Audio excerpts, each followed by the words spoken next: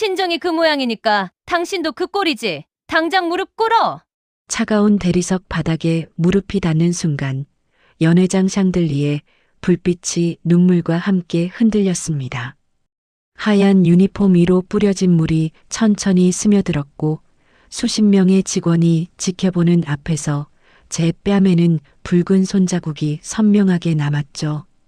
해안 관광지에서 가장 화려한 리조트의 VIP 연회장이었습니다. 비단 커튼이 흔들렸고 누군가는 고개를 돌렸고 누군가는 그 장면을 그저 바라보았습니다. 그날 저녁 항만 근처 허름한 백반집 주인 한 사람이 딸의 뺨에 난 손자국을 보았습니다. 아무 말도 하지 않았죠. 그저 천천히 식당 사무실로 들어가 낡은 장롱문을 열었습니다. 그 안에는 통장과 계약서, 그리고 수십 년의 세월이 쌓여 있었습니다. 과연 그 어머니는 무엇을 꺼낸 걸까요? 지금부터 침묵으로 시작된 가장 완벽한 복수가 펼쳐집니다. 구독과 좋아요 잊지 말아주세요. 새벽 4시 항만에는 아직 어둠이 걷히지 않았습니다. 포구 쪽에서 불어오는 바닷바람이 낡은 간판을 흔들었고 선옥백반이라고 적힌 글씨 위로 소금기 머금은 공기가 스쳤죠. 김선옥은 이미 1시간 전에 일어나 육수를 올렸습니다. 66살 이 백반집을 혼자 꾸려온 지 28년째였습니다. 새벽 트럭 기사들이 제일 먼저 들어왔습니다. 항만 하역 노동자들이 그 뒤를 따랐죠. 뜨끈한 된장찌개 한 그릇에 공기밥 하나, 반찬 4가지. 8,000원짜리 아침 밥상이었지만 선옥은 단 한 번도 양을 줄인 적이 없었습니다. 그게 이 집의 원칙이었고 그게 28년을 버텨온 이유였죠. 사장님, 오늘 명태국 진짜 끝내줍니다. 단골 트럭 기사 박 씨가 뚝배기를 비우며 말했습니다. 선옥은 짧게 웃으며 국자로 찌개를 덮어주었죠. 말이 없는 사람이었습니다. 웃음도 많지 않았습니다. 하지만 손은 항상 먼저 움직였고 밥그릇은 언제나 넘치도록 채워졌습니다.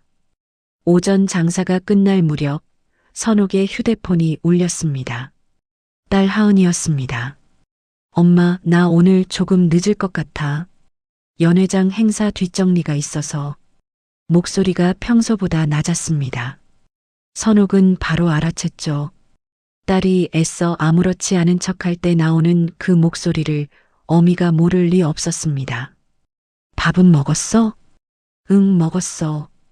거짓말하지 마라. 짧은 침묵이 흘렀습니다. 전화기 너머에서 하은이 작게 웃는 소리가 들렸습니다. 억지로 짜낸 웃음이었죠. 엄마는 어떻게 알아? 낳아서 키웠으니까. 선옥은 더 묻지 않았습니다. 딸이 말하고 싶을 때 말할 거라는 걸 알고 있었죠. 전화를 끊고 나서 한동안 행주를 손에 쥔 채 멍하니 서 있었습니다. 항만 쪽에서 기적 소리가 울렸고 선옥은 천천히 주방으로 돌아갔습니다. 그날 저녁 하은이 왔을 때 선옥은 알아봤습니다. 딸의 오른쪽 뺨이 붉게 부어 있었습니다. 분으로 덮으려 했지만 가릴 수 없는 크기였죠. 하은은 문을 열고 들어오며 고개를 약간 옆으로 돌렸습니다. 선옥의 눈을 피하려는 것이었습니다. 어머니한테 맞았구나. 선옥이 물은 게 아니었습니다. 확인한 것이었죠. 하은은 대답하지 않았습니다. 의자에 앉아 조용히 밥상을 받았습니다. 선옥도 더 말하지 않았습니다. 반찬을 하나 더 꺼내 딸 앞에 놓고 밥을 한 그릇 더 퍼주었죠. 하은이 숟가락을 들다가 결국 눈물을 흘렸습니다. 소리 없이 밥상을 바라보면서 울었습니다. 엄마, 나 오늘 직원들 다 보는 앞에서 무릎 꿇었어. 친정이 가난하다고, 그러니까 내가 이 꼴이라고. 연회장 샹들리에 불 다 켜진 데서 손님도 있었어. 선옥은 아무 말 하지 않았습니다. 딸의 말을 듣는 동안 밥 한 알도 목으로 넘기지 않았죠. 두 손은 무릎 위에 가지런히 놓여 있었고 눈은 딸의 뺨을 향해 있었습니다. 하은은 한참을 울다가 겨우 입을 열었습니다. 남편한테는 말 못해. 자기 엄마잖아. 그리고 말하면 또 내가 참으라 할 거야. 선옥은 천천히 고개를 끄덕였습니다. 그리고 딸의 빈 밥그릇에 다시 밥을 담아주었습니다. 그게 선옥이 그날 밤 딸에게 해줄 수 있는 전부였죠. 아직은 그래야 했습니다. 하은이 돌아가고 나서 선옥은 식당 문을 잠갔습니다. 불을 끄기 전에 잠시 카운터 앞에 서서 창밖 항만을 바라봤죠. 밤이 되면 항만에도 불빛이 가득했습니다. 화물선들의 조명이 물 위에 흔들렸습니다. 선옥은 주방 안쪽으로 들어가 사무실 문을 열었습니다. 작은 방이었습니다. 낡은 책상 하나, 의자 하나, 그리고 벽 한쪽을 가득 채운 장롱이 있었죠. 선옥은 장롱 문을 열었습니다. 겉옷 사이에 끼워둔 두꺼운 파일 하나를 꺼냈습니다. 파일 안에는 계약서가 있었습니다. 납품 계약, 부동산 임대 계약, 그리고 몇 가지 차용증이었죠. 28년 장사를 하며 쌓은 서류들이었습니다. 선옥은 한 장 한 장 천천히 넘겼습니다. 그리고 파일 맨 뒤에서 한 장을 꺼냈습니다. 리조트 연회장 납품업체 목록이었습니다. 거기에는 선옥이 직간접으로 연결된 업체 이름들이 적혀 있었죠. 선옥은 오래 그 종이를 들여다봤습니다. 그리고 조용히 말했습니다. 사과로 끝낼 일은 아니네. 그 목소리엔 분노도 없었고 눈물도 없었습니다. 그저 단단하고 낮은 확신만 있었죠. 28년 동안 새벽 4시에 일어나 육수를 끓여온 사람의 목소리였습니다. 서두르지도 않고 물러서지도 않는 사람의 목소리였죠. 선옥은 파일을 다시 장롱 안에 넣었습니다. 불을 끄고 사무실 문을 잠갔습니다. 그리고 아무 일도 없었다는 듯 주방 불도 껐습니다. 항만 바람이 간판을 다시 흔들었습니다. 선옥 백반, 28년을 버텨온 낡은 글씨가 어둠 속에서도 또렷하게 서 있었습니다. 이튿날 아침 해안 관광지의 하늘은 맑았습니다. 리조트 건물 유리창에 햇살이 반사되어 바다 위로 퍼졌고 그 빛 아래 연회장 직원들은 평소처럼 유니폼을 갖춰 입고 출근했습니다. 김하은도 그 중 하나였습니다. 32살, 결혼 3년 차. 뺨의 붉은 기운은 진한 파운데이션으로 가렸고 머리는 단정하게 묶었습니다. 아무 일도 없었다는 듯 걸어 들어가는 것. 그게 하은이 매일 아침 해야 하는 첫 번째 일이었죠. 연회장 안은 늘 바빴습니다. 오전 중에 웨딩 리허설이 잡혀 있었고 오후에는 기업단체 연회 예약이 들어와 있었습니다. 하은은 테이블볼을 정리하고 꽃꽂이 위치를 확인하고 식자재 반입 시간을 체크했습니다. 몸이 먼저 움직이면 생각이 따라오지 못하는 법이었죠. 그게 하은이 버티는 방식이었습니다. 그런데 오전 10시가 넘어도 식자재 납품 차량이 들어오지 않았습니다. 하은은 담당 업체에 전화를 걸었습니다. 신호는 갔지만 받지 않았죠. 2번, 3번을 더 걸었습니다. 마찬가지였습니다. 조금 이상하다 싶었지만 오전 행사에 집중하느라 일단 넘겼습니다. 오후가 되자 문제가 커졌습니다. 기업 연회에 쓰일 해산물이 들어오지 않은 것이었죠. 냉장고에 있던 재고로 급하게 메뉴를 바꿨지만 예약 손님 측에서 항의가 들어왔습니다. 하은은 연신 고개를 숙이며 사과했고 시어머니 오경자는 그 모습을 연회장 입구에서 팔짱을 낀 채 바라봤습니다. 오경자는 61살이었습니다. 이 리조트 연회장을 운영한 지 12년 해안 관광지에서 연회 사업으로 이름을 올린 여자였죠. 항상 원피스에 진주 귀걸이, 굽있는 구두. 직원들 앞에서 목소리를 높이는 걸 부끄러워하지 않았고 그걸 위험이라고 불렀습니다. 어제 납품업체 계약서 다시 확인해봐. 위약금 조항이 어떻게 되어 있는지 오경자가 하은에게 말했습니다. 반말이었고 눈도 마주치지 않았죠. 네, 어머니. 바로 확인해 볼게요. 하은은 대답하고 사무실로 들어갔습니다. 계약서를 펼쳐 들었을 때 납품업체 대표의 이름 옆에 적힌 번호를 다시 한번 눌렀습니다. 이번엔 연결이 됐습니다. 아, 거기요. 저희 이번 달부로 계약 종료할 것 같습니다. 다른 데랑 먼저 얘기가 됐어요. 담담한 목소리였습니다. 미안하다는 말도 이유도 없었죠. 하은은 잠시 말을 잇지 못했습니다. 갑자기 이러시면 저희가 좀 곤란한데요. 계약서 보시면 알겠지만 30일 전 통보 조항 있는 거 확인하셨죠? 어제 문자 보냈습니다. 전화가 끊겼습니다. 하은은 휴대폰을 내려놓고 계약서를 다시 봤습니다. 어제 오전에 문자가 와 있었습니다. 행사 준비로 정신없던 그 시간에 왔던 문자였죠. 그날 저녁 오경자는 직원 회의를 열었습니다. 테이블 상석에 앉아 팔짱을 낀 채 말했죠. 납품업체가 일방적으로 계약을 끊었다. 당분간 직접 시장에서 수급할 테니 각 담당자들은 거래처 목록 다시 정리해와. 직원들은 고개를 끄덕였습니다. 누구도 이상하다는 말을 하지 않았죠. 오경자가 표정을 굳히면 아무도 말을 꺼내지 못하는 분위기였습니다. 하은만 혼자 속으로 생각했습니다. 이게 단순한 업체 사정일까 하고요. 한편 그 시각 항만 백반집에서는 선옥이 저녁 장사를 마무리하고 있었습니다. 손님이 빠져나간 자리를 닦으면서 선옥은 휴대폰을 꺼냈습니다. 연락처 하나를 눌렀습니다. 오 사장, 나 선옥이야. 오랜 동안 연락 못했지. 잘 지냈어? 전화 너머 목소리가 반갑게 튀어나왔습니다.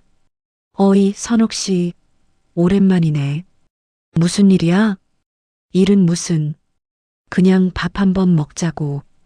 이번 주 시간 돼? 되지, 당연히 돼. 언제? 선옥은 날짜를 잡았습니다. 전화를 끊고 다음 번호를 눌렀습니다. 이번엔 여자 목소리였죠. 정 실장 나야. 선옥. 지난번에 식자재 유통 쪽으로 아는 사람 있다고 했잖아.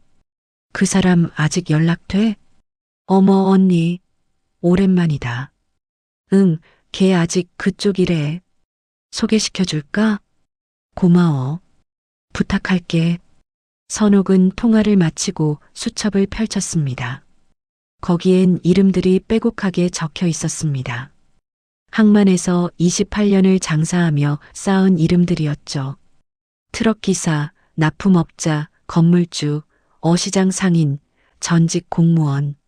선옥의 인맥은 화려하지 않았지만 깊었습니다. 매일 새벽 따뜻한 밥 한 그릇으로 쌓아온 관계들이었으니까요. 선옥은 수첩을 덮었습니다. 서두를 필요가 없었습니다. 강물이 바다로 가듯 일은 천천히 흘러가면 됐죠. 창밖으로 항만의 불빛이 보였습니다. 화물선 한 척이 느릿느릿 부두를 빠져나가고 있었습니다. 선옥은 그 배를 잠시 바라보다가 불을 끄고 일어섰습니다. 내일 새벽 4시에 또 일어나야 했으니까요. 육수는 시간을 지켜야 맛이 났습니다.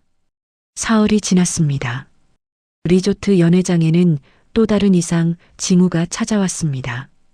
이번엔 납품업체가 아니었습니다. 예약이었죠. 오전에 기업 행사 담당자에게서 전화가 왔습니다. 다음 달로 잡혀있던 200명 규모 송년 연회를 취소하겠다는 내용이었습니다. 이유는 간단했습니다. 다른 장소로 옮기기로 했다는 것이었죠. 하은이 사정을 물어봤지만 담당자는 내부 사정이라는 말만 반복했습니다. 그 다음 날에는 결혼식 피로연 예약이 취소됐습니다. 예식장 측에서 직접 전화를 걸어왔는데 목소리가 미안한 듯 낮았습니다. 저희가 이번에 연회장 파트너를 바꾸게 됐습니다. 오래 거래한 곳이라 말씀드리기가 참 그렇지만 혹시 다른 이유가 있는 건 아닌가요? 아, 아닙니다. 그냥 조건면에서 조금 더 맞는 곳이 생겨서요. 전화가 끊기고 하은은 예약 대장을 펼쳤습니다. 이번 달 기준으로 취소된 예약이 벌써 3건이었습니다. 금액으로 치면 4천만 원이 넘었죠. 하은은 오경자에게 보고했습니다. 오경자는 예약 대장을 한번 훑어보더니 대장을 덮었습니다. 어디서 빼가는지 알아봐. 다른 연회장이 뭔 짓을 하는지. 네, 어머니. 그리고 이런 거 보고할 때는 좀 정리해서 와. 뭔 말을 하는 건지 알 수가 없잖아. 하은은 고개를 숙였습니다. 보고서는 이미 항목별로 정리되어 있었습니다. 하지만 그 말에 반박하지 않았죠. 오경자 앞에서 하은이 할 수 있는 건 고개를 숙이는 것 뿐이었습니다.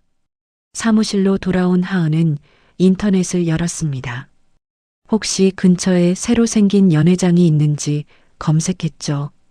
해안 관광지 특성상 경쟁 업체가 여럿 있었지만 최근 새로 개업한 곳은 보이지 않았습니다. 그런데 검색 결과 하단에 식당 하나가 눈에 들어왔습니다. 선착장 밥상, 신규 오픈, 해산물 코스 요리 및 단체 연회 예약 가능. 리조트에서 도보로 5분 거리였습니다. 클릭해보니 후기가 벌써 수십 개였습니다. 사진 속 음식은 정갈하고 풍성했습니다. 가격은 리조트 연회 패키지의 절반 수준이었죠. 하은은 그 페이지를 한참 바라봤습니다. 묘한 기분이 들었습니다. 설명할 수 없는 느낌이었죠. 그냥 우연일 수도 있었습니다. 하지만 뭔가 이상하다는 생각을 떨칠 수가 없었습니다. 그날 저녁 하은은 퇴근길에 선착장 밥상 앞을 지나쳤습니다. 저녁 시간인데도 가게 안이 손님으로 가득 차 있었습니다. 단체석에는 넥타이를 맨 직장인들이 앉아 있었고 주방 쪽에서는 해산물 굽는 냄새가 흘러나왔죠. 간판 아래에는 작은 글씨로 이렇게 적혀 있었습니다. 직접 계약한 어시장 수산물, 매일 새벽 입고. 하은은 발걸음을 멈추지 않았습니다. 그냥 스쳐 지나갔죠. 같은 시각 선착장 밥상 주방에서는 선옥이 생선 손질을 하고 있었습니다. 28년간 백반집을 운영하면서 익힌 손놀림이었습니다. 새벽 어시장에서 직접 골라온 우럭 2마리를 단숨에 손질했죠. 옆에서는 이 주방을 함께 맡기로 한 조리사 최 씨가 전복을 씻고 있었습니다. 항만 어시장에서 20년 넘게 생선을 팔던 사람이었습니다. 선옥이 새벽마다 얼굴을 익혀온 사람이었죠. 사장님, 오늘 저녁도 단체 예약 2팀 더 들어왔어요. 15명이랑 22명. 홀 담당 직원이 주방 문을 열며 말했습니다. 알겠어. 우럭찜은 추가로 3마리 더 잡고 전복은 넉넉하게 준비해. 선옥은 간단하게 지시하고 다시 손을 움직였습니다. 말이 많지 않았지만 주방은 조용하고 빠르게 돌아갔습니다. 선옥이 있으면 그렇게 됐습니다. 이유를 설명하지 않아도 사람들이 따랐습니다. 28년 동안 그렇게 살아왔으니까요. 장사를 마치고 주방을 정리하던 선옥은 휴대폰을 꺼냈습니다. 부재중 전화가 한 통 와 있었습니다. 리조트 연회장 납품 계약을 가장 오래 맡아온 업체 사장이었죠. 선옥은 전화를 다시 걸었습니다. 형진 씨, 나 선옥이야. 전화했더라고. 선옥 씨. 나 요즘 리조트 쪽이 좀 이상해. 거기서 계약 갱신 얘기가 나왔는데 조건이 너무 달라졌어. 단가를 확 낮추라는 거야. 말이 돼? 그래. 얼마나 낮추라고? 30%. 그 가격이면 우리가 남는 게 없어. 선옥은 잠시 생각했습니다. 그럼 거기 계약 갱신하지 마. 우리 쪽으로 와. 내가 지금보다 나은 조건으로 맞춰줄게. 선착장 밥상? 거기 사장님이 선옥 씨야? 응. 이번 달부터 시작했어. 야, 진짜? 몰랐네. 알겠어. 그럼 선옥 씨 쪽으로 가는 게 낫겠다. 거기 요즘 소문 좋던데. 전화를 끊고 선옥은 수첩에 이름 하나를 추가했습니다. 주방 불을 끄고 나서 잠깐 창밖을 봤습니다. 리조트 건물 불빛이 멀리 보였습니다. 유리창에 반사된 빛이 바다 위로 퍼지고 있었죠. 선옥은 시선을 거두고 가방을 들었습니다. 내일 새벽 어시장은 5시에 열렸습니다. 일찍 자야 했죠. 열흘이 지났습니다. 리조트 연회장 사무실에는 서류가 쌓여 있었습니다. 오경자는 책상 앞에 앉아 그 서류들을 한 장씩 넘겼습니다. 얼굴이 굳어 있었죠. 이마에는 평소에 없던 주름이 깊게 패여 있었습니다. 이번 달 들어 취소된 예약은 7건이었습니다. 납품업체 3곳이 계약을 끊었고 새로 거래를 트려던 업체는 조건이 맞지 않아 협상이 결렬됐습니다. 대출 연장을 위해 거래은행에 연락했더니 담당자가 조심스러운 목소리로 말했습니다. 죄송합니다만 현재 매출 추이로는 기존 한도 유지가 어렵습니다. 내부 심사가 다시 필요할 것 같습니다. 오경자는 전화를 끊고 잠시 창밖을 봤습니다. 리조트 앞 바다는 여전히 맑고 푸르렀습니다. 하지만 그 풍경이 오늘은 낯설게 느껴졌죠. 오경자는 직원을 불렀습니다. 이번 달 실적 정리해서 가져와. 그리고 저번 달이랑 비교표도 같이. 잠시 후 하은이 서류를 들고 들어왔습니다. 오경자는 서류를 받아들다가 하은의 얼굴을 잠깐 봤습니다. 하은은 시선을 피했죠. 이번 달 매출이 저번 달 대비 38% 줄었습니다. 취소 예약 손실액이 합산 6,200만 원이고요. 알아. 됐어. 오경자가 서류를 내려놨습니다. 하은은 고개를 숙이고 사무실을 나갔습니다. 혼자 남은 오경자는 서류를 다시 집어들었습니다. 숫자들을 들여다봤죠. 12년 동안 운영하면서 이런 적이 없었습니다. 성수기에 예약이 줄줄이 취소된 적도 없었고 납품업체가 한꺼번에 계약을 끊은 적도 없었죠. 뭔가 이상했습니다. 하지만 어디서부터 이상한 건지 오경자는 짚어낼 수가 없었습니다. 그날 오후 오경자는 차를 몰고 리조트 인근을 한 바퀴 돌았습니다. 그리고 선착장 밥상 앞에 차를 세웠습니다. 낮 시간인데도 가게 안이 절반 이상 차 있었습니다. 점심 장사가 끝날 시간인데도 손님이 남아 있었죠. 오경자는 차 안에서 한참 그 가게를 바라봤습니다. 간판은 소박했습니다. 크지도 않고 화려하지도 않았죠. 하지만 안에서 풍겨나오는 냄새는 진했습니다. 된장과 해산물이 섞인 냄새가 열린 문 사이로 흘러나오고 있었습니다. 오경자는 차를 돌렸습니다. 저 정도 가게가 자기 연회장을 흔들 리 없다고 생각했습니다. 규모가 달랐으니까요. 단가가 싸다고 연회시장이 무너지지는 않는다고 오경자는 그렇게 믿었습니다. 하지만 그날 밤 리조트 건물 관리 측에서 연락이 왔습니다. 담당자 목소리가 딱딱했습니다. 오 대표님, 저희 쪽에서 연회장 임대 조건을 재검토하게 됐습니다. 다음 달부터 임대료 조정이 필요할 것 같습니다. 얼마나요? 현재 금액 대비 25% 인상입니다. 오경자는 잠시 말을 잃었습니다. 갑자기 25%라는 게 말이 됩니까? 계약 기간이 아직 남아 있는데. 계약서 특약 조항 확인해 보시면 아시겠지만 매출 기준 미달 시 임대 조건 재조정이 가능합니다. 이번 분기 매출이 기준치를 하회했습니다. 전화가 끊겼습니다. 오경자는 계약서를 꺼냈습니다. 특약 조항을 찾아봤죠. 담당자 말이 맞았습니다. 분기 매출이 일정 기준에 미치지 못하면 임대 조건을 재조정할 수 있다는 조항이 작은 글씨로 적혀 있었습니다. 계약할 때 대수롭지 않게 지나쳤던 조항이었죠. 오경자는 서류를 내려놨습니다. 처음으로 손이 약간 떨렸습니다. 그 시각 항만 백반집에서는 선옥이 저녁 장사를 마치고 단골 손님 한 명과 마주 앉아 있었습니다. 50대 초반의 남자였습니다. 머리가 희끗희끗했고 오래된 점퍼를 입고 있었죠. 이름은 강 씨였습니다. 20년 넘게 항만에서 건물 중개와 임대 관련 일을 해온 사람이었습니다. 선옥 씨, 그 리조트 연회장 계약건 말이야. 내가 알아보니까 임대 재조정 조항이 이번 분기에 적용되는 거 맞아. 매출 기준치 미달이 확인됐거든. 그래서 담당자가 연락했어? 오늘 오후에. 선옥 씨가 말한 대로 됐지. 선옥은 강 씨에게 막걸리 한 잔을 따라줬습니다.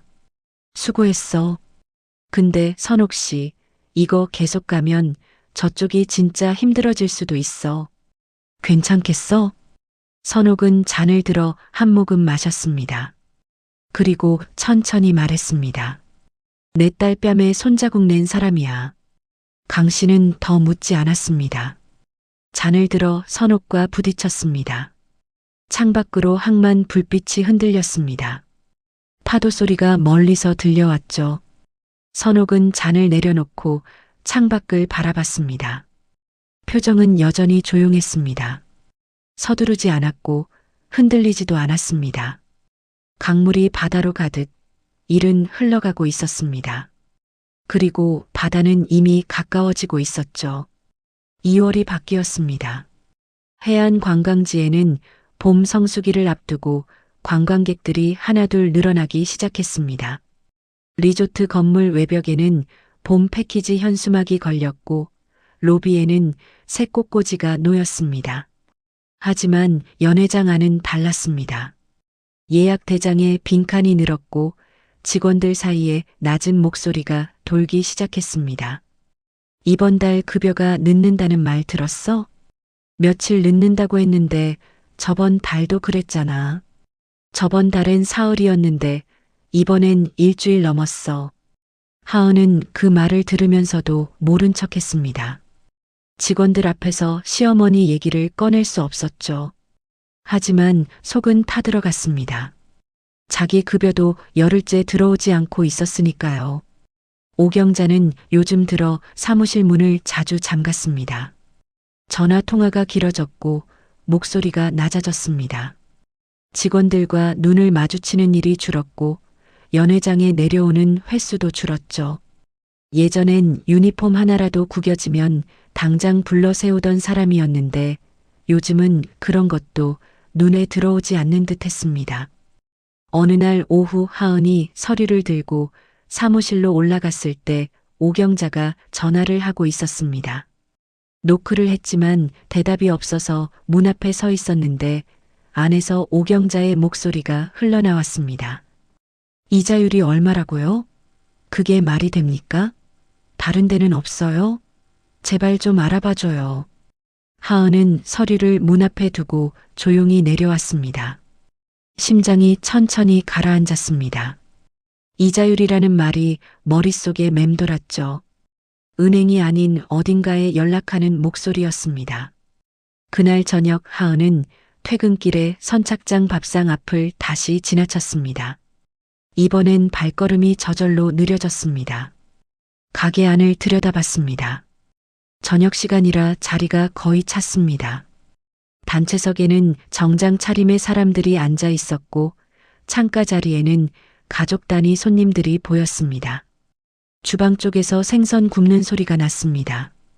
하은은 그 소리를 들으며 멈춰 섰습니다. 어디선가 맡아본 냄새였습니다. 된장과 해산물, 그리고 참기름. 엄마 백반집 냄새와 비슷했죠. 아니, 거의 같았습니다. 하은은 가게 안으로 들어갔습니다. 홀 담당 직원이 다가왔습니다. 몇 분이세요? 한 명인데요. 잠깐 앉아도 될까요? 네, 이쪽으로 오세요. 창가 작은 자리에 앉았습니다. 메뉴판을 받아들었는데 손이 약간 떨렸습니다. 된장찌개 8,000원, 우럭조림 12,000원, 전복구이 15,000원. 정갈하고 합리적인 가격이었습니다. 리조트 연회 코스 요리의 절반도 안 됐죠. 음식이 나왔습니다. 된장찌개 한 그릇과 공기밥, 반찬 5가지.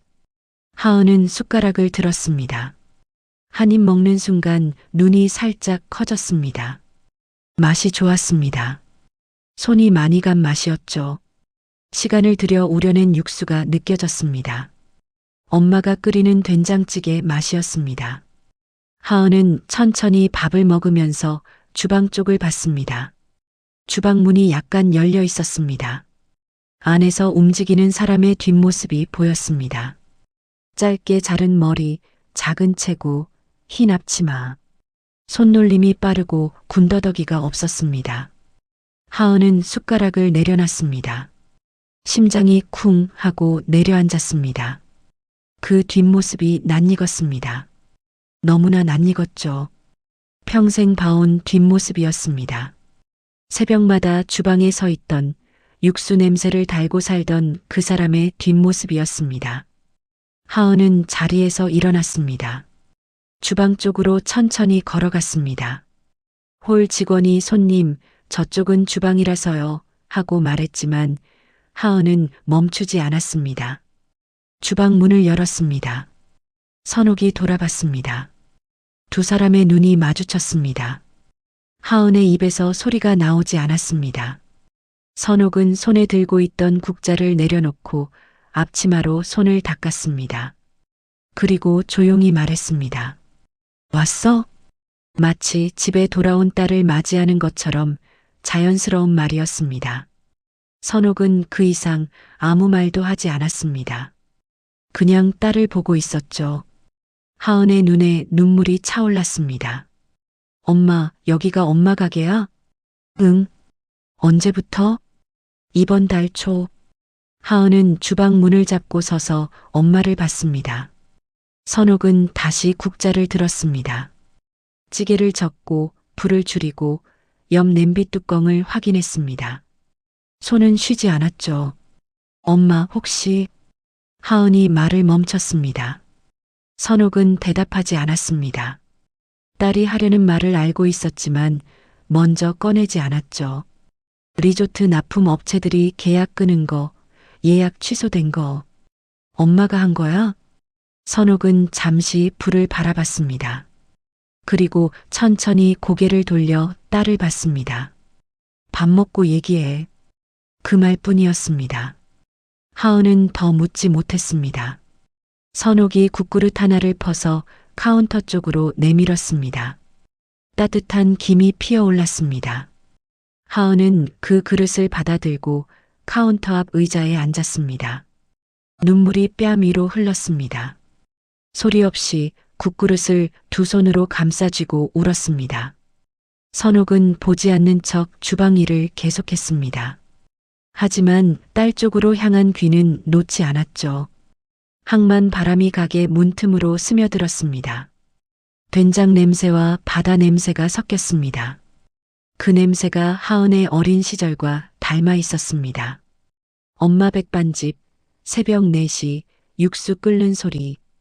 하은은 그 냄새 속에서 오래 울었습니다. 선옥은 장사를 마친 뒤 딸과 마주 앉았습니다. 가게 문을 닫고 홀 불을 반쯤 끄고 카운터 앞 작은 테이블에 두 사람이 앉았습니다. 선옥은 냉장고에서 식혜 2캔을 꺼내 하나를 딸 앞에 내밀었습니다. 하은은 캔을 받아들고 한동안 말이 없었습니다. 엄마, 나한테 왜 말 안 했어? 선옥은 식혜를 한 모금 마셨습니다. 말하면 내가 말렸을 거잖아. 말렸겠지. 당연히 말렸지. 이러다 엄마가 다치면 어떡해. 다칠 것 같아 보여? 하은은 대답하지 못했습니다. 선옥의 목소리엔 흔들림이 없었습니다. 그게 오히려 무서웠죠. 화가 난 것도 아니고 흥분한 것도 아니었습니다. 그냥 단단했습니다. 28년을 새벽마다 혼자 일어나 장사해온 사람의 단단함이었습니다. 엄마, 그 사람들이 알아채면 어떡해. 법적으로 문제가 생기면. 법적으로 뭘 했는데. 나는 내 장사한 거고 아는 사람들이랑 거래한 거야. 그게 법에 걸려? 하은은 입을 다물었습니다. 선옥 말이 맞았습니다. 납품업체가 계약을 끊은 건 업체의 사정이었고 예약이 취소된 건 손님의 선택이었습니다. 선착장 밥상이 문을 연 건 선옥의 권리였죠. 어느 것 하나 법으로 잡을 수 없는 일이었습니다. 그래도 엄마, 하은아, 선옥이 딸의 이름을 불렀습니다. 조용하지만 단호한 목소리였습니다. 내가 그날 내 뺨 본 거 알지? 하은은 고개를 숙였습니다. 직원들 다 보는 앞에서 손 올린 거잖아. 그게 한 번이야? 하은은 대답하지 않았습니다. 선옥은 대답을 기다리지 않았습니다. 한 번이 아닌 거 나 알아. 내가 말 안 해도 알아. 결혼하고 나서 내 얼굴이 어떻게 변했는지 내가 모를 것 같아? 하은의 눈에 눈물이 다시 찼습니다. 선옥은 시선을 거두지 않았습니다. 사과 한마디로 끝낼 일이 아니야. 그 사람은 사과할 사람도 아니고. 엄마, 근데 남편은 어떻게? 남편이 알면 어떻게 되는데? 하은은 말을 잇지 못했습니다. 선옥은 식혜 캔을 테이블에 내려놓고 딸을 똑바로 봤습니다. 남편이 제 어미가 한 짓을 모르고 있으면 그게 더 문제야. 알고도 모른 척하면 그것도 내가 생각해 봐야 할 문제고. 하은은 고개를 들지 못했습니다. 선옥의 말 한마디 한마디가 가슴 깊이 박혔습니다. 틀린 말이 하나도 없었기 때문이었죠. 그날 밤 하은은 집으로 돌아왔습니다. 남편 이준혁은 소파에 앉아 텔레비전을 보고 있었습니다. 36살 리조트 인근 건설사에 다니는 사람이었죠. 하은이 들어오자 고개를 돌렸습니다. 왜 이렇게 늦어? 밥은 먹었어? 응, 먹었어. 하은은 가방을 내려놓고 소파 옆에 앉았습니다. 준혁은 다시 텔레비전으로 시선을 돌렸습니다. 하은은 그 옆모습을 잠시 바라봤습니다. 여보, 응? 어머니한테 요즘 연회장 힘들다는 말 들었어? 준혁이 리모컨을 내려놨습니다. 무슨 소리야? 힘들다고? 예약이 많이 줄었고 납품업체도 몇 군데 빠졌어. 이번 달 직원 급여도 늦게 나왔고. 준혁의 표정이 굳었습니다. 엄마한테 그런 말 들은 거야? 아니, 내가 거기서 일하잖아. 내가 보이는 거야. 준혁은 잠시 생각하는 듯 했습니다. 그리고 말했습니다. 엄마가 알아서 하시겠지. 12년 동안 해온 거잖아. 하은은 더 말하지 않았습니다. 준혁은 다시 텔레비전을 켰습니다. 하은은 그 옆에 앉아서 아무것도 보지 않았습니다. 머릿속에는 선옥의 말이 맴돌고 있었습니다. 남편이 알고도 모른 척하면 그것도 내가 생각해봐야 할 문제야. 한편 오경자는 그날 밤 사무실에 혼자 남아 있었습니다. 책상 위에는 서류가 쌓여 있었고 그 옆에 휴대폰이 놓여 있었습니다. 오경자는 한 번호를 오래 들여다봤습니다. 사채업자 연락처였죠. 이미 2번 통화한 번호였습니다. 오경자는 전화를 눌렀습니다. 저번에 말씀하신 조건으로 진행할게요. 3억, 연이자 25%, 담보는 연회장 운영권으로. 전화기 너머 목소리가 낮고 부드럽게 대답했습니다. 잘 생각하셨습니다. 내일 서류 준비해서 오세요. 전화를 끊고 오경자는 한동안 움직이지 않았습니다. 창밖으로 리조트 앞 바다가 보였습니다. 밤바다는 어두웠고 파도 소리만 들렸습니다. 오경자는 그 어둠을 바라보며 처음으로 혼자라는 생각을 했습니다. 12년 동안 이 연회장을 혼자 키워왔다고 믿었는데 지금 이 순간 그 믿음이 흔들렸습니다. 하지만 오경자는 아직 몰랐습니다. 그 어둠 속에서 무엇이 기다리고 있는지를요. 그리고 자신이 딛고 있는 땅이 이미 얼마나 깊이 꺼져 있는지도요. 항만 쪽에서 바람이 불어왔습니다. 리조트 현수막이 크게 한번 펄럭였습니다. 봄 패키지를 알리는 그 현수막이 밤바람에 흔들리다가 한쪽 끝이 떨어져 내렸습니다.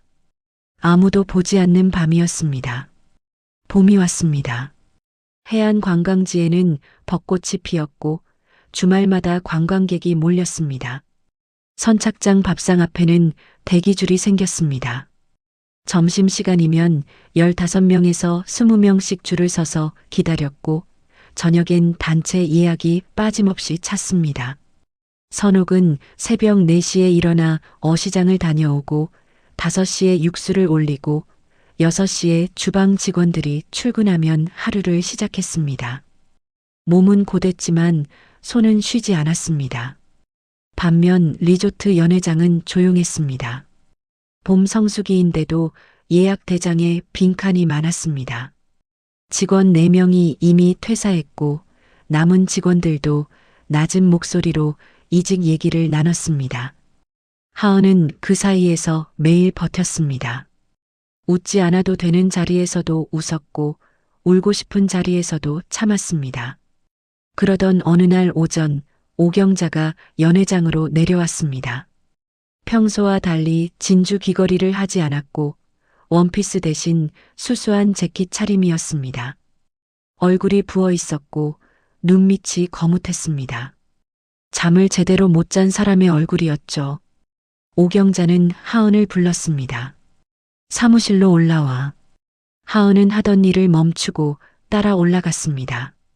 사무실에 들어서니 책상 위에 서류가 수북이 쌓여 있었습니다. 오경자는 의자에 앉지 않고 창가에 서 있었습니다. 창밖으로 바다가 보였지만 오경자의 시선은 바다를 향하지 않았습니다. 이번 달 말로 연회장 운영을 잠정 중단하게 됐어. 하은은 가슴이 철렁 내려앉았습니다. 잠정 중단이요? 임대 조건이 바뀌었고 자금 조달이 어렵게 됐어. 직원들한테는 내가 직접 얘기할 거야. 오경자의 목소리는 낮고 건조했습니다. 하지만 그 안에 무언가 무너진 것이 있었습니다. 오경자는 평생 남 앞에서 약한 모습을 보이지 않던 사람이었는데 지금 이 순간 그 벽에 금이 가 있었습니다. 하은은 말을 고르다가 물었습니다. 어머니, 자금이 얼마나 필요하세요? 오경자가 하은을 봤습니다. 잠시 침묵이 흘렀습니다. 내가 알 필요 없어. 저도 여기 직원이에요. 그리고 가족이고요. 오경자는 대답하지 않았습니다. 시선을 창밖으로 돌렸습니다. 하은은 더 묻지 않고 사무실을 나왔습니다. 계단을 내려오면서 하은은 손이 떨리는 걸 느꼈습니다. 분노인지 슬픔인지 알 수 없었습니다.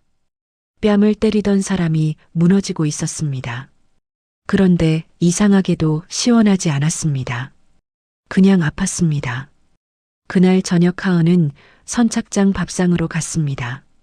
선옥은 마감 청소를 하고 있었습니다. 하은이 들어오자 선옥은 걸레를 내려놓고 딸을 봤습니다. 연회장 이번 달 말로 운영 중단이래. 선옥은 고개를 끄덕였습니다. 놀라지 않았습니다. 알고 있었어? 짐작은 했지. 하은은 의자에 앉았습니다.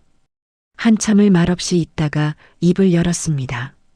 엄마, 그 사람 이제 어떻게 돼? 선옥은 주방으로 들어가 따뜻한 물 한 잔을 가져왔습니다. 딸 앞에 내려놓고 맞은편에 앉았습니다. 사채 썼어. 담보로 운영권 잡혔고 이자를 못 버티면 운영권이 넘어가겠지. 엄마가 어떻게 알아? 항만에서 28년 장사하면 소문이 들려. 세상이 좁아. 하은은 물잔을 두 손으로 감쌌습니다. 손끝이 차가웠습니다. 나는 어떡하면 돼, 엄마? 선옥은 딸을 봤습니다. 지금 당장은 아무것도 안 해도 돼. 그냥 버텨.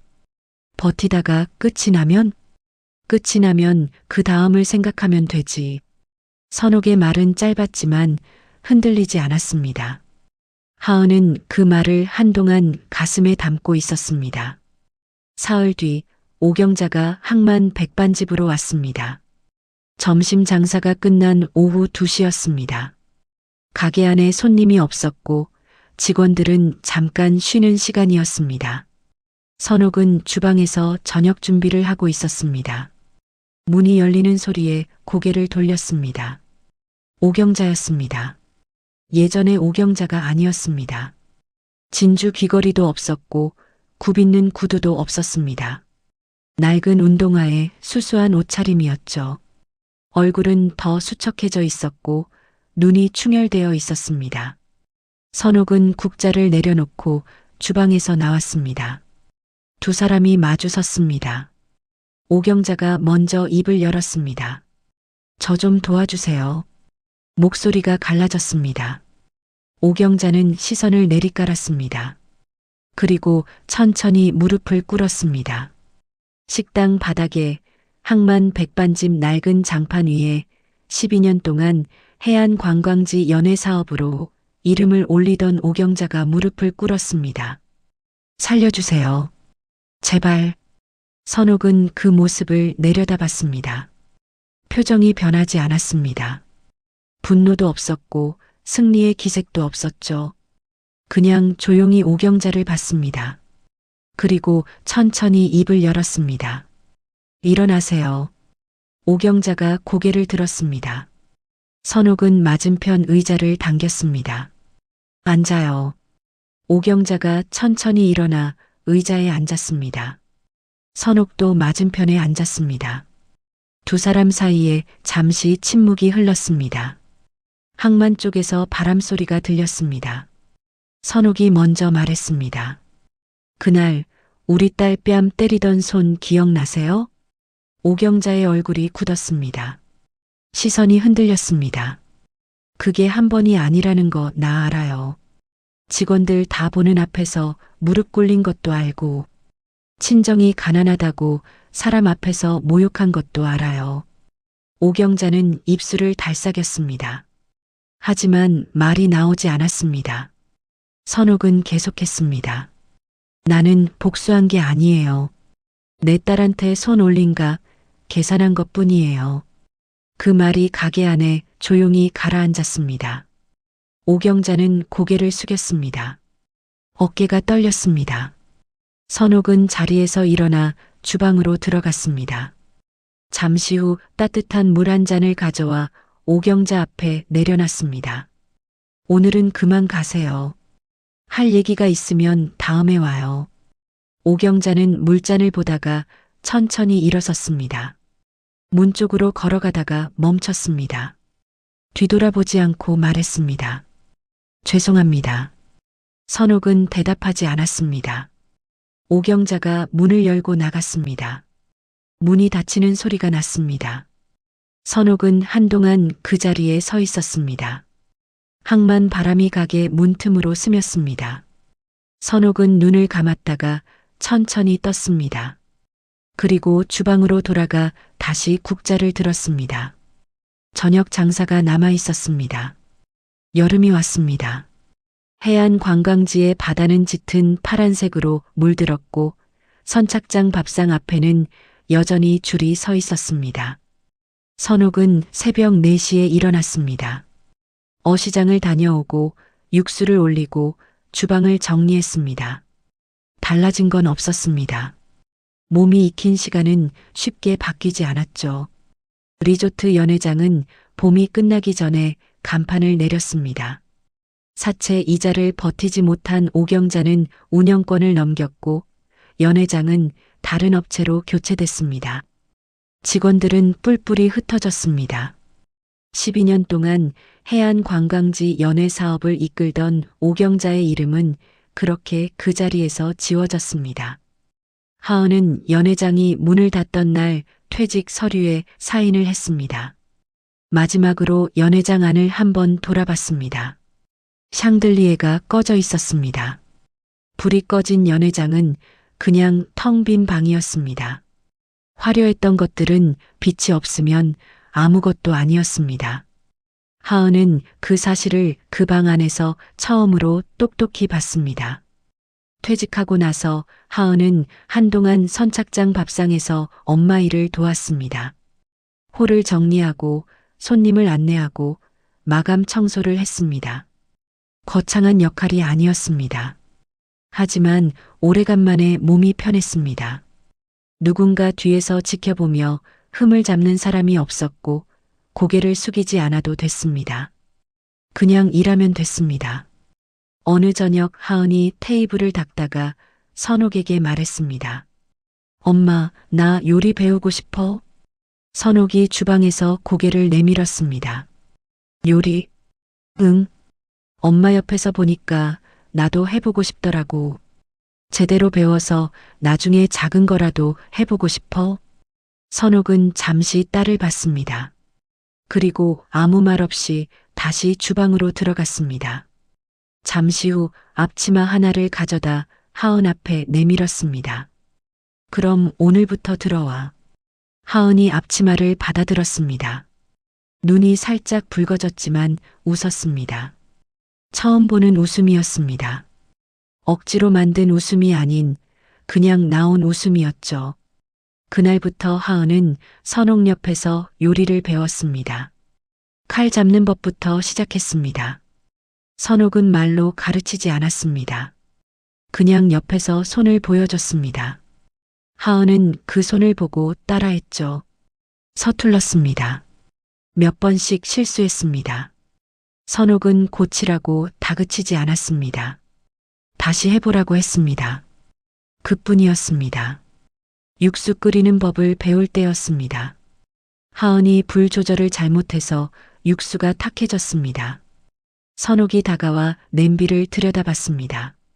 불이 세면 탁해져. 약하게 오래 끓여야 맑아. 그러면 시간이 너무 오래 걸리잖아. 맑은 것들은 다 오래 걸려. 선옥은 그 말만 하고 돌아섰습니다. 하은은 냄비를 바라봤습니다. 그 말이 육수 얘기만은 아닌 것 같았습니다. 남편 이준혁과는 그의 여름이 끝나기 전에 긴 얘기를 나눴습니다. 하은이 먼저 꺼냈습니다. 연회장에서 있었던 일들, 엄마가 한 일들, 그리고 자신이 결혼 3년 동안 겪어온 것들을요. 준혁은 말없이 들었습니다. 중간에 몇 번 얼굴이 굳었고 몇 번 고개를 숙였습니다. 하은이 다 말하고 나서 준혁이 입을 열었습니다. 내가 몰랐던 게 아니야. 알면서 모른 척한 거야. 하은은 대답하지 않았습니다. 미안해. 그 말밖에 못하겠다. 두 사람은 한동안 말이 없었습니다. 창밖으로 바다가 보였습니다. 여름 바다는 넓고 잔잔했습니다. 앞으로 어떻게 할 거야? 준혁이 물었습니다. 요리 배우고 있어. 나중에 작은 가게 해보고 싶어. 엄마 가게에서? 처음엔 그렇게 시작하려고. 준혁은 고개를 끄덕였습니다. 그리고 말했습니다. 도울게. 짧은 말이었지만 하은은 그 말을 오래 가슴에 뒀습니다. 오경자는 그의 여름 해안 관광지를 떠났습니다. 어디로 갔는지 아는 사람이 많지 않았습니다.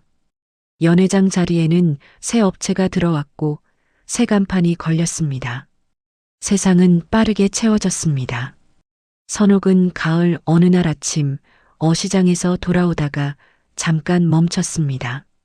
항만 입구 벤치에 사람이 앉아 있었습니다. 오경자였습니다. 수수한 차림으로 바다를 바라보고 있었습니다. 선옥을 보지 못한 것 같았습니다. 선옥은 잠시 그 모습을 봤습니다. 그리고 지나쳤습니다. 멈추지 않았습니다. 할 말이 남아있지 않았습니다. 계산은 이미 끝났고 선옥은 앞으로만 걸으면 됐습니다. 가게로 돌아온 선옥은 앞치마를 두르고 주방에 들어갔습니다. 육수가 끓고 있었습니다. 약한 불에 오래 맑게. 하은이 옆에 서서 냄비를 들여다보고 있었습니다. 이른 아침 햇살이 주방 창문으로 비스듬히 들어왔습니다.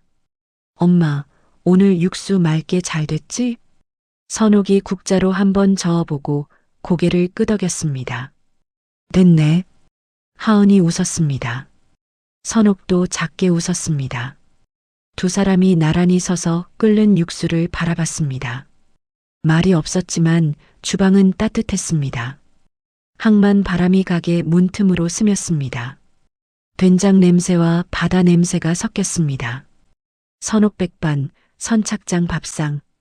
이름은 달랐지만 그 냄새는 같았습니다. 28년을 버텨온 냄새, 그리고 이제 막 시작된 냄새가 한 주방 안에서 함께 피어올랐습니다. 폭력은 권력이 아니었습니다. 그리고 침묵은 약함이 아니었습니다. 선옥은 그것을 말로 가르치지 않았습니다. 그냥 살아서 보여줬습니다. 새벽 4시에 일어나 육수를 올리고 밥을 퍼주는 방식으로요. 항만의 아침은 그렇게 시작됐습니다. 오늘도 내일도